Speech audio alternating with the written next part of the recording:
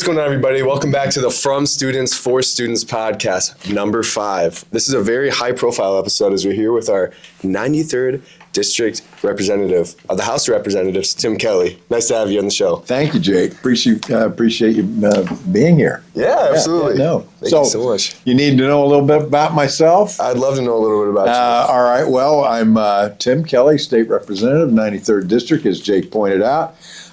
This is my second tour in the legislature.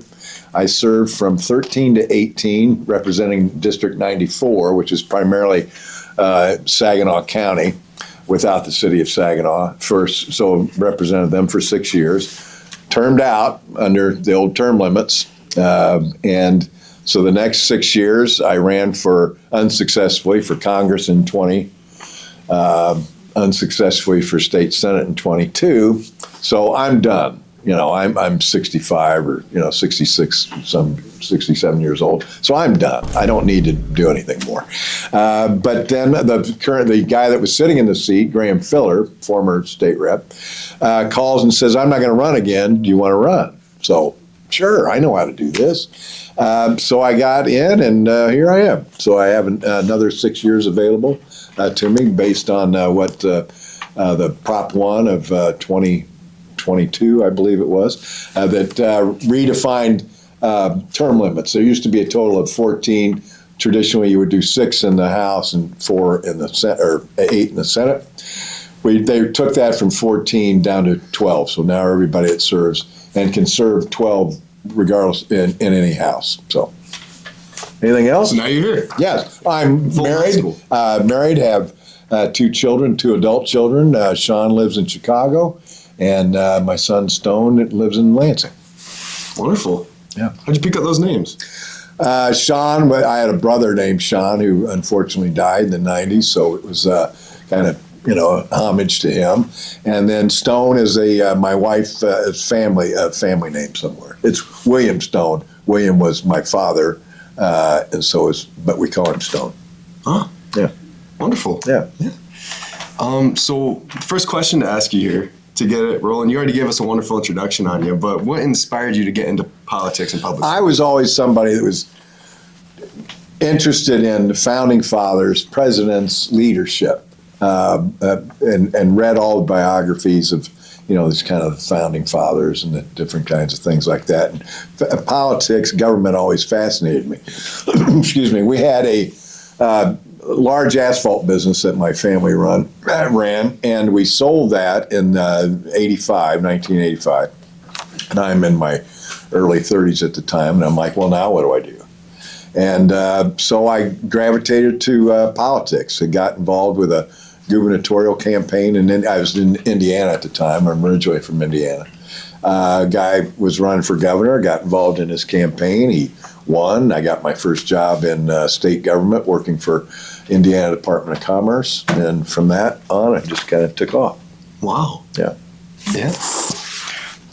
Okay. Our second question is, what does a typical day look for you like as a state representative? Well, I think one of the great things about being a state rep is you don't know what you're going to do from day to day. It's that, you kind of have a schedule. We're in Lansing Tuesday, Wednesday, Thursdays when we're in session.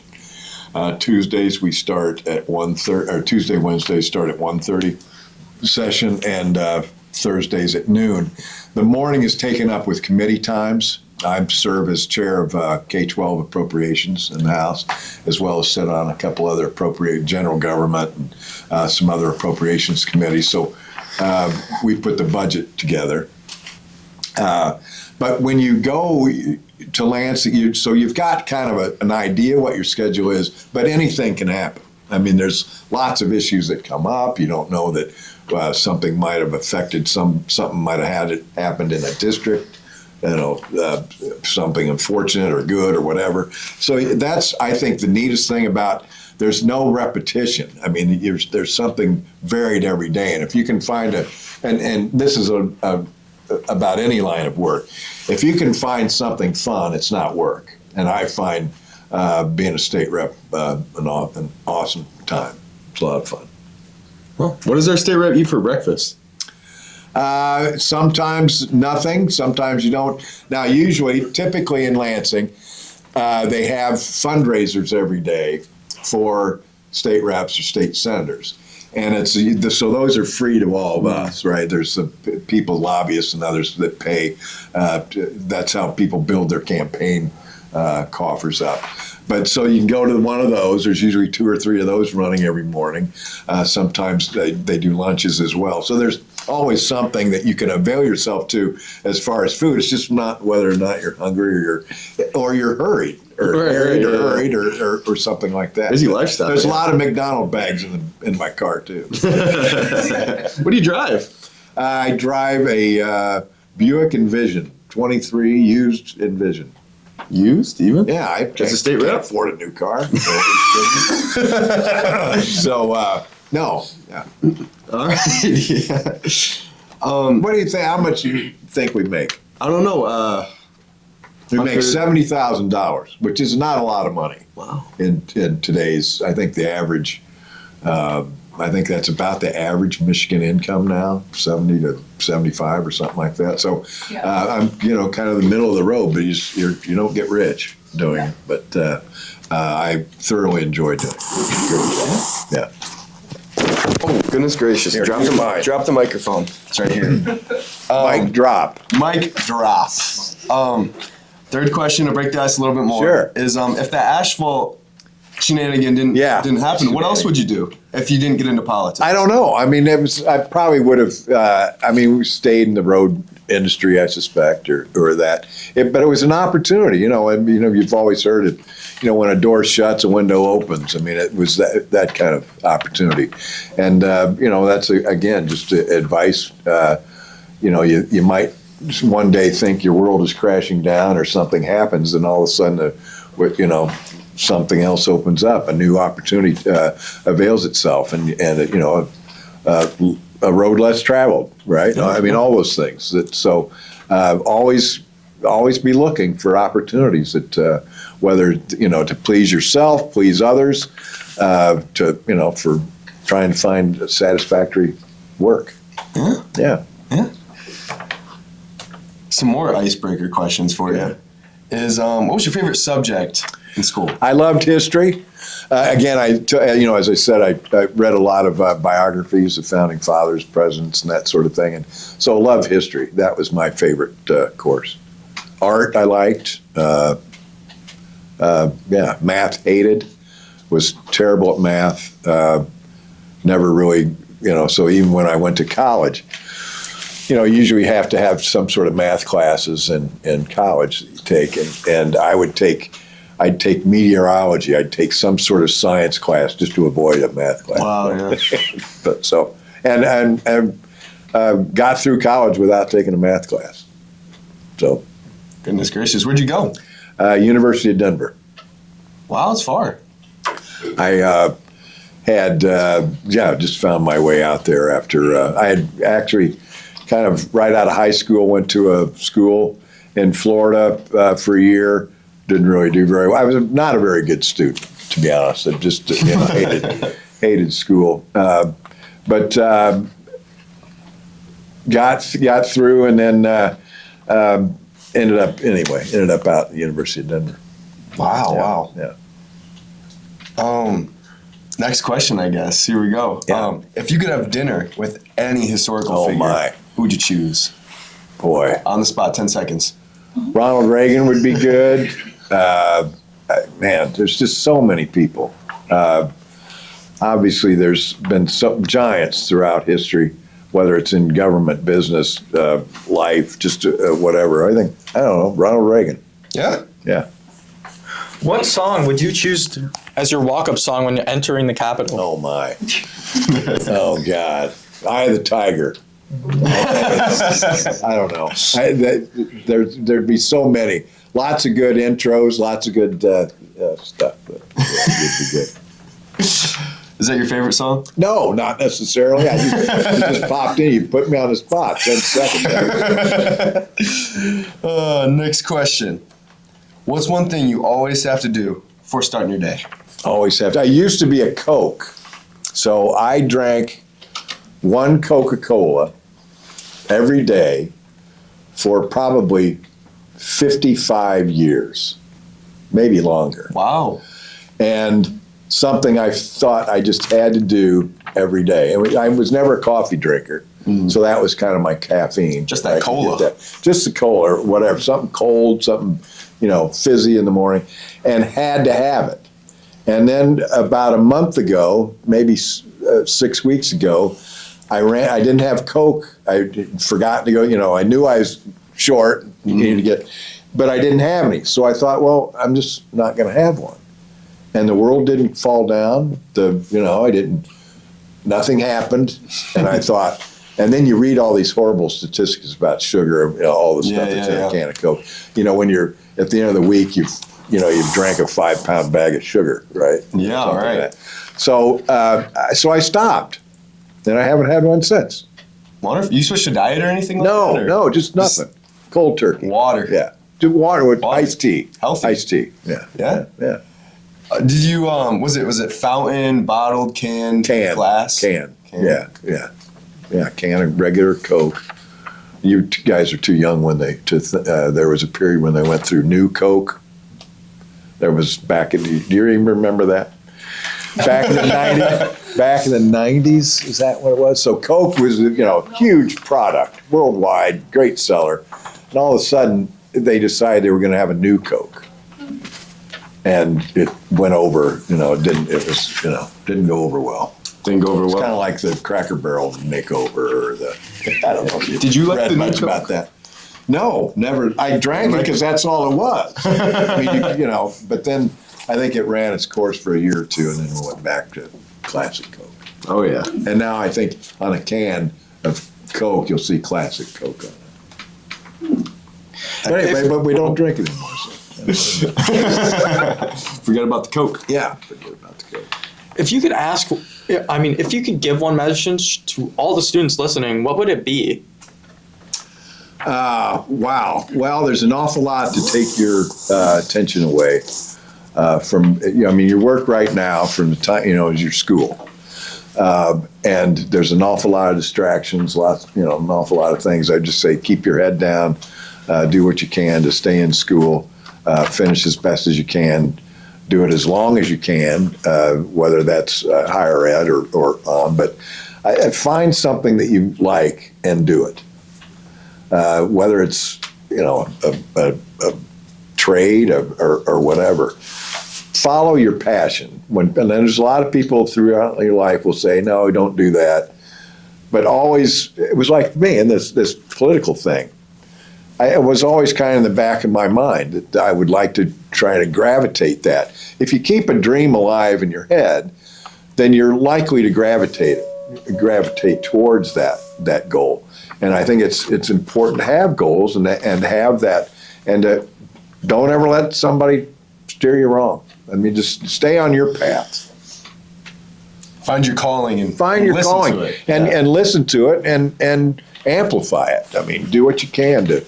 If there's a certain job that you'd like to or imagine that you would like to have, do what you can about researching that job. I think you spend an awful lot of time in your youth, certainly from high school on to 30, 25 at least. Find out what you don't want to do. Because you'll have lots of jobs. You'll have lots of different opportunities, and you'll quickly find out what you don't want to do. Yeah. And then do as best you can to avoid those things and to find something you do. Because if you do find something that you enjoy, it's not a job. Right. Right? You go happily to work and can't wait to get to work, and it's not work. It's make it fun. Fun time with friends. Yeah. There you go. These questions, these next set, are gonna get a little serious. All right. A little serious. All right. So kicking it off, this highlighted orange right here. Yeah. What role do you think that young students and young people play in shaping the state's future? Well, we certainly, I think, one of the things that I think is different from when I was growing up to when you guys are currently in, your voices are paid, well, people are paying way more attention to what you people are thinking than when I was your age. And there's a reason for some of that. I mean, the brain's not fully developed, they talk anywhere up from, to 18 to 25. So I think that there's cause to say that you shouldn't be making many decisions. But then if you're 18, you're old enough to go on, would give you a gun and go to war.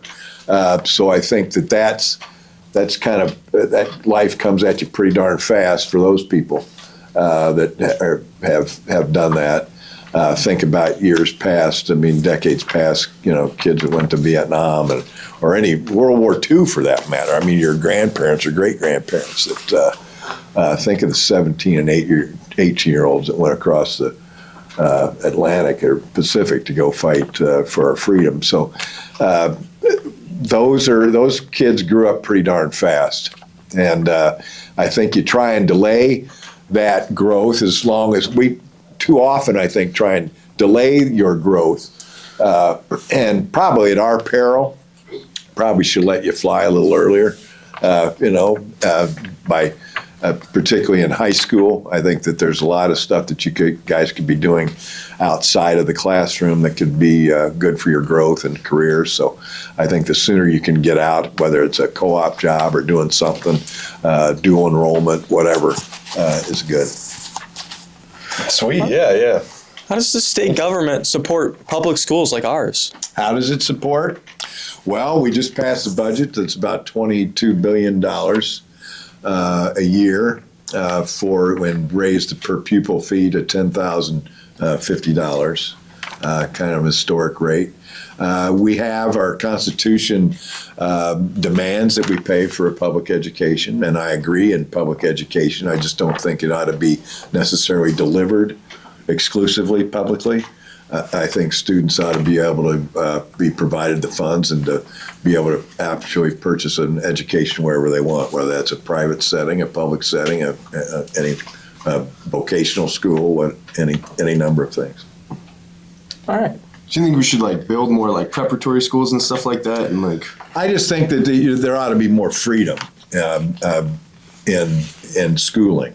I believe that the public ought to pay for your education. I just don't think it needs to be publicly delivered. Gotcha.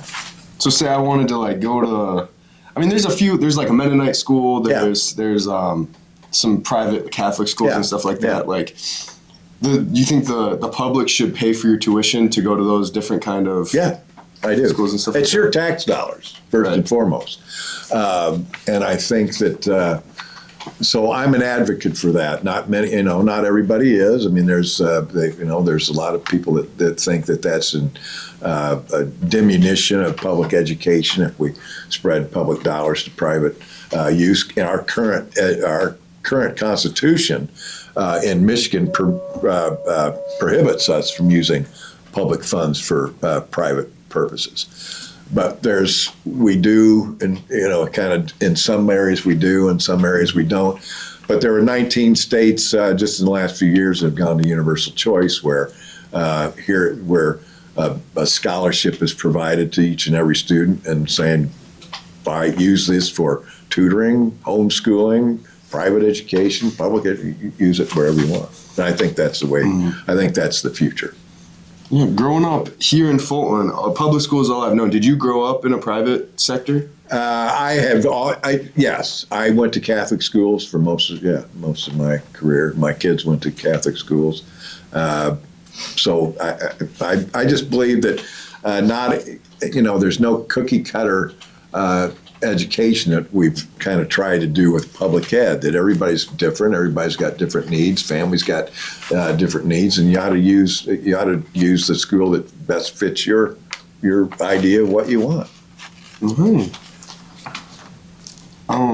Next question, hitting you again back. Sure. Is what are some, you kind of covered a little bit of this in the previous question, but what are the current issues in our education system that you're most passionate about? Well, there's lots of stuff. Well, choice, I think, is one big thing. There's lots going on in education space. I think one of the things, quite honestly, right now, a big deal is the phone, use of phones in classes.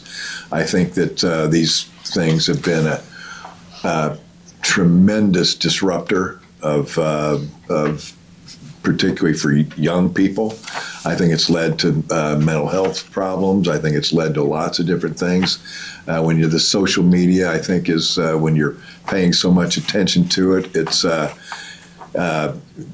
becomes a kind of a controlling factor. So I think that there's no room in the classroom for these. So I think that more and more, if we do a bell to bell, put your phone away, I think you're going to have better student engagement, better student teacher engagement, and better academic outcomes. I think there's just way too many distractions going on with these phones and social media, and I wished you.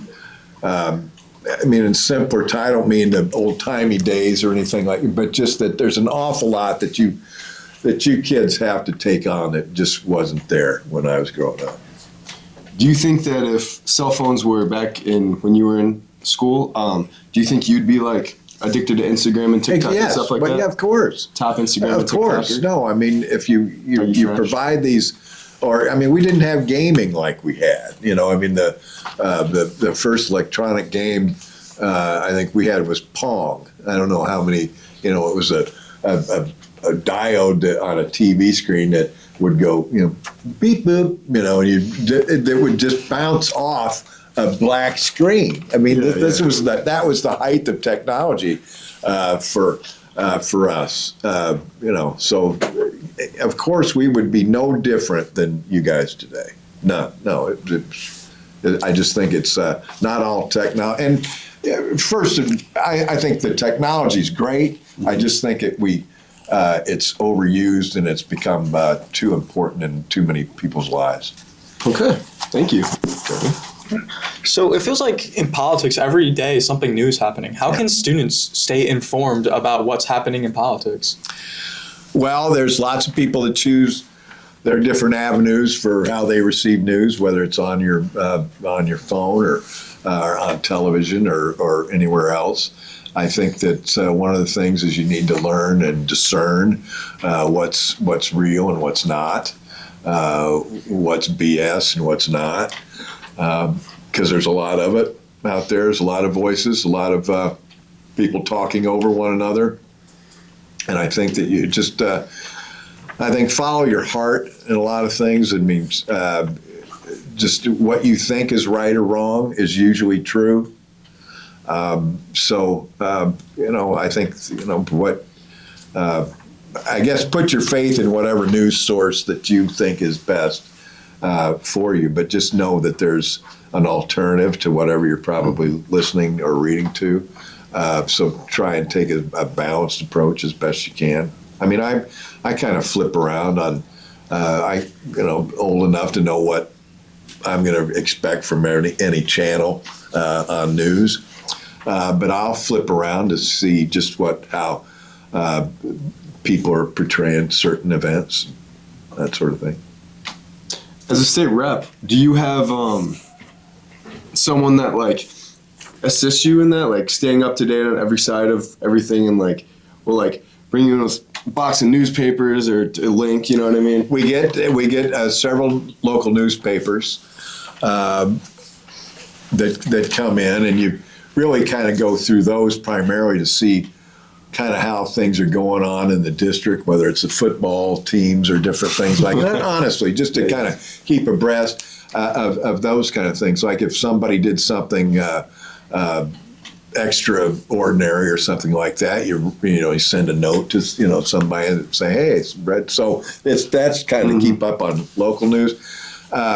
In a typical state rep office, you have 3 employees. There's a front desk that you're kind of greeted by, male or female. They primarily answer the phone like a receptionist, and then take constituents calls. People would call in and say, I didn't get my Social Security check. I'm having trouble with this state agency or something like that. So you advocate on their behalf for whatever that issue is. And then a back test, or the legislative aid, is more of a hands-on legislative new type of what you're talking about that can help assist the state rep.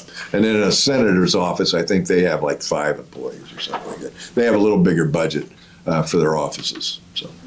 Wow. Yeah. How many state representatives is There's Michigan? 110. Now, you should have learned this in fourth grade. I was too busy on TikTok. Yeah, there it is. See, there you go. No, there's 110 state reps and there's 36 state senators. So that's the people of making up your laws in the state. Wow. Yeah. Next question. Sure. I think this is the last one we're going to ask. We might throw in a couple curveballs potentially, All right. but what's one change that you'd love to see in the state in the next 10 years? Oh my. Well, there's an awful lot. Michigan is in, we've got a lot of issues that I think that we could be better at. Currently, we're losing citizens. They're, leaving for other places. So when you lose population, you lose tax base, so there's, money loss, there's, schools are a pretty good example of this. We've had, 300,000 kids leave over the last decade or so from public education in Michigan.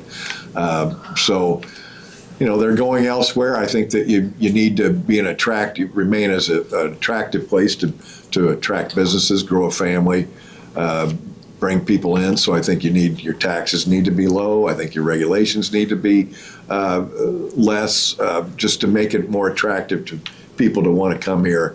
And you need more freedom. I mean, that's really basically what I think you try and do is be a bastion where people feel like that they can come and have a shot at the American dream as best they can. Wonderful, yeah. Definitely. Lots to do. We need better roads. We need Asphalt. There you go. So, it's just lots of things that I think that we can do to make Michigan more attractive. I think Michigan's like a 6 out of 10 right now. I feel like we can That's make it great. the next I think we can too. We're a destination state. I mean, we don't have, and by that I mean I'm from Indiana, so it's, the crossroads of America, where you had east-west highways, interstates going through, north-south interstates going through. We have those, but we're a destination. We're not, we're kind of a cul-de-sac, if you will, and not a through street. So you have to have things that be an attraction to people. We have the greatest abundance of fresh water in the world. We've got an abundance of land, beautiful land. I think people love our natural, our outdoors and that sort of stuff. But cold can be a turnoff too to people. So I think you need to do what you can to keep and retain people to grow our state. Like I said, we've lost population over the last decades or so, and that you lose representation when you do that. You lose seats in Congress. So those are all important things. You need to have a thriving state for everybody to do their best. This has been wonderful. I think this is tremendous, and what a great interviewer, both of you. I think it's. Thank you. You want to be in broadcasting, or you want to be? I want to be a nuclear engineer. Really? Yeah. Okay, great. We're got some bills that are coming up in the House about trying to revive the nuclear industry. We need baseload power that wind and solar is just not going to cut. Right. We honestly, so we need to. We closed some plants. We need to get these things back up and running and do what we can. It's the cheapest, cleanest thing. But Fukushima, I don't know if you remember that. There was a disaster in Japan about a dozen years ago or longer that just absolutely killed the nuclear industry around the globe. It was a knee-jerk reaction that was a little overboard. But anyway, so we need to do what we can. So good for you going into a resurgent industry. Keep our lights on, Jake. Keep our lights on. We'll do it. Give me energy, Jake. Yeah. Give you some energy. Yeah. Yeah, you've been a wonderful interviewee today. Well, thanks. Again, this is wonderful. I think it's great that you're doing this. All right. Super stuff. Thank you so much for being on the From Students for Students podcast, number 5. It's nice seeing you. Thank you, Jake.